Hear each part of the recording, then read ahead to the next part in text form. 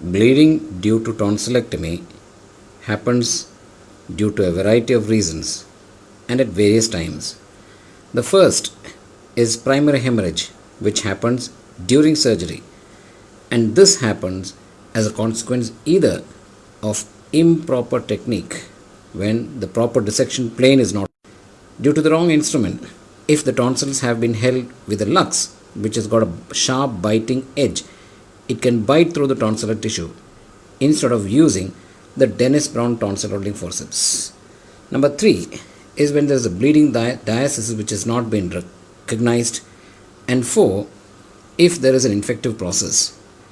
As you know, when there is infection, it has to first be controlled and only then the child be taken up for surgery at least 10 days thereafter. And this is called primary hemorrhage happening during surgery. The second is reactionary hemorrhage.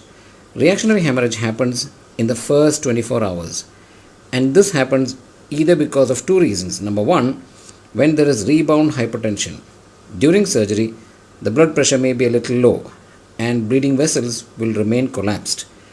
After surgery, when the blood pressure comes back to normal or there is rebound hypertension, these collapsed vessels will open up and cause reactionary hemorrhage. The second is if the ligature which has been applied during surgery is not properly placed, and if it slips, again this can be the reason for reactionary hemorrhage happening in the first 24 hours. So these two are the reasons for reactionary hemorrhage: rebound hypertension, slipping of ligature. And lastly, we have secondary hemorrhage. This happens between the 5th to the 10th post-op day, and this happens mostly as a consequence of infection. Why does infection happen at that point of time? This happens primarily due to infection of the slough in the tonsillar bed. After surgery, there will be slough, and this should separate by the child chewing. Because of pain, the child may not adequately chew, and point 4, the slough will remain in the tonsillar bed and can get infected.